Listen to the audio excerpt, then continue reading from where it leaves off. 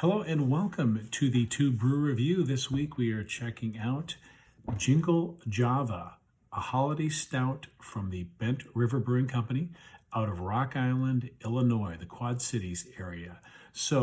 A holiday beer. So holiday beers is a pretty broad general term, also called Christmas beers, obviously, or winter warmers. But these seasonal beers, although there isn't a specific style category for them, usually these holiday style beers will have at least one of the following characters. First of all, they're very malt forward. You're usually not going to find IPAs in holiday beers, and they usually use a variety of different malts. Roast malts, caramel malts, and just about everything in between. So you usually get a very imaginative grain bill with these kind of beers. The second thing you see is they usually, but not always, use spices, like seasonal baking spices, cinnamon, nutmeg, clove, ginger, I've seen in some of these. And not only do they use baking spices, but also some of them will use Belgian yeasts, which tend to impart some spice characteristics into the beer.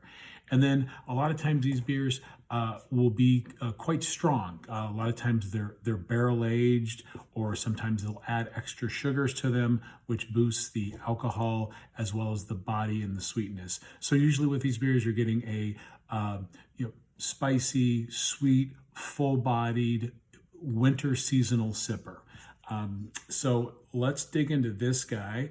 First of all, you've got the looks like the reindeer above the mantle there. So interesting drawing on the label. 12-ounce bottle, independent craft brewer logo. Here it says it's made with vanilla, caramel, pecan, cinnamon, and rum. So, and this is a coffee stout. So let's go ahead and get into this guy. Oh, and I think there was an ABV on here somewhere. Yeah, 5.2. So relatively low ABV for holiday beers. As I said before, most of them tend to be moderate to high in alcohol, but not this one. So pours nice, kind of a reddish black color, and you've got a kind of thin but but persistent head. So definitely has some dark roast malt in the grain bill. Ooh, so I am picking up the pecans in the nose. It's got a really nutty nose, a pecan, kind of peanut buttery, hazelnut. Got a lot of different legume aromas going on there, but also getting some sweetness. Definitely getting some like caramel or dark sugar in the nose. And there is some coffee in there, almost like an espresso note.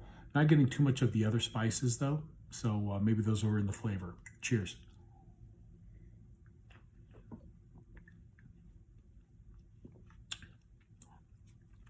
So the flavors, getting that once again that nuttiness.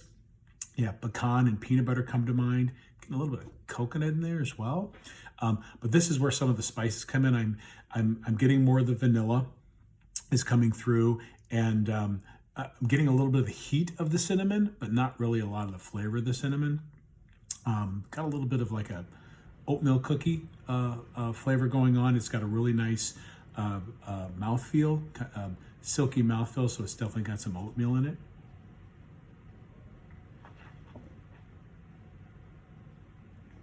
Yeah, the spices are pretty faint, but everything else is there pretty much front and center. Caramel, vanilla, coffee, and again that pecan nuttiness. It's definitely there.